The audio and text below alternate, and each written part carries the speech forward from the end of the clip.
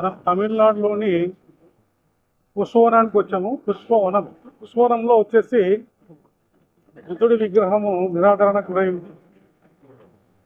ఆ విషయాన్ని బయటపెట్టడానికి మనము ఈరోజు వేలంకిని దగ్గర సముద్ర తీర ప్రాంతంలో పుష్పవనం ఒకటి ఉంది.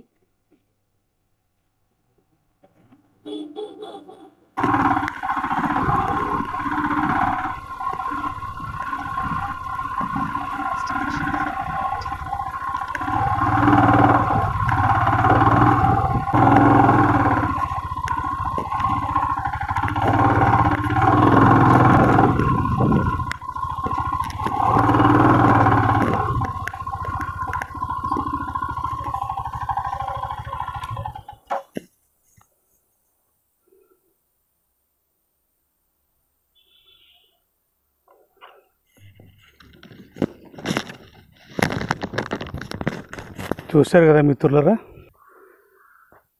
ఒంటరిగా చెట్టు కింద ప్రపంచానికి జ్ఞానం నేర్పిన బుద్ధుడు ఎలా ఉన్నాడు, ఎవరు పట్టించుకోని పరిస్థితి. ఒక తోటలో పెట్టారు అంతే. దీనికి పుష్పవనం అని పేరు పెట్టారు.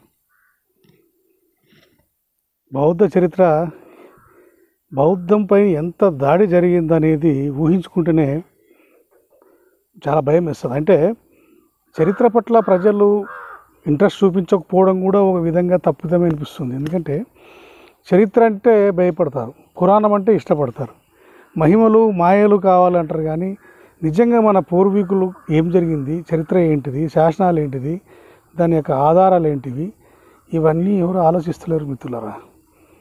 మెజారిటీ ప్రజలు మహిమల పైన ఆధారపడుతున్నారు. ఇది చాలా బాధాకరం.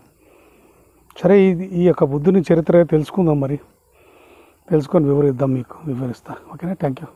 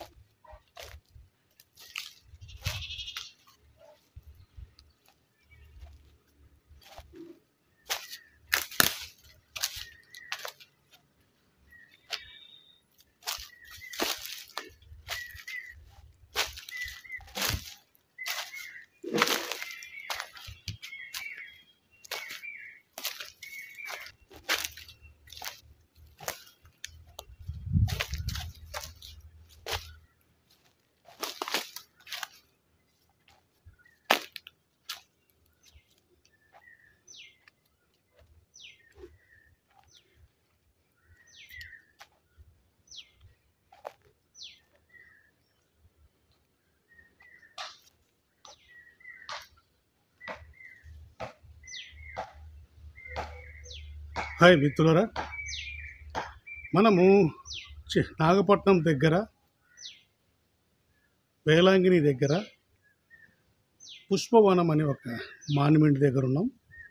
ఇది చూడమని బౌద్ధ విహారకు సంబంధించిన ప్రాంతం. ఇది చోళరాజులు 10వ శతాబ్దంలో దక్షిణ భారతదేశంలోని పెద్ద విశ్వవిద్యాలయం నిర్మించారు. దాన్నే చూడమని బౌద్ధ విహార్ అంటారు. ఇప్పుడు అది ఒక యూనివర్సిటీ లాంటి పేరు. దీంట్లో అది ధ్వంసమైన తర్వాత, అంటే 13-14 శతాబ్దాలలో, మినిమం 12 శతాబ్దాలలో డిస్టర్బ్ అయిన తర్వాత ఇందులోంచి కొన్ని బయటపడినటివి 300 విగ్రహాలు బయటపడినాయంట.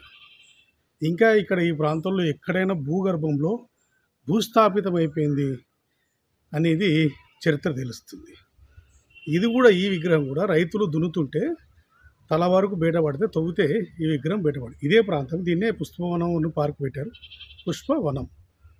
ఇది పరిస్థితి.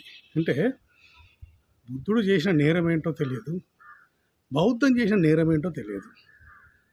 పూర్తి జ్ఞానాన్ని చంపేసి అజ్ఞానం వైపు మన దేశం పరిగెత్తింది, అజ్ఞానంలోనే మునిగి తేలుతుంది. అంటే మనము మన దేశాన్ని మళ్ళీ జ్ఞానం వైపు తీసుకురావాలంటే ఎంత పోరాటం చేయాలి, ఎంత ఫైటింగ్ చేయాల్సి వస్తుందో అర్థం కాని పరిస్థితి.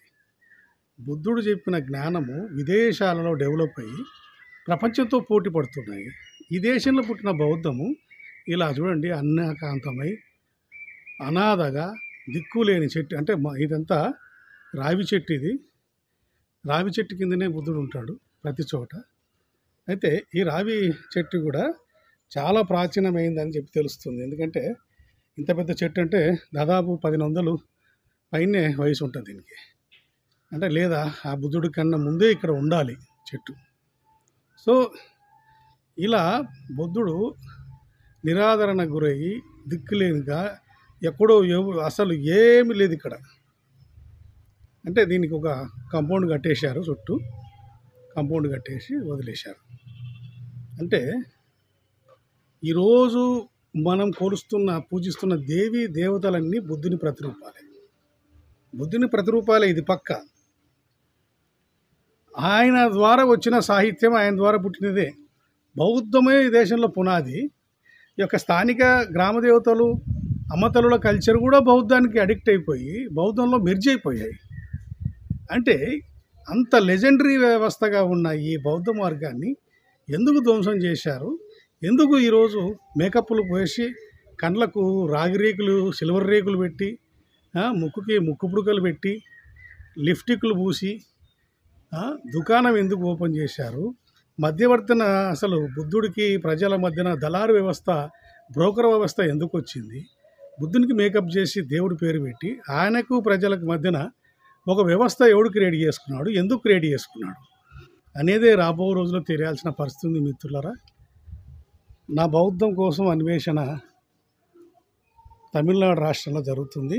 మీకు ఇంకా విలువైన మాన్యుమెంట్లు, విలువైన చరిత్రని మీకు పరిచయం చేస్తాను మిత్రులారా. మన ఛానల్ని సబ్స్క్రైబ్ చేసి సపోర్ట్ చేయండి.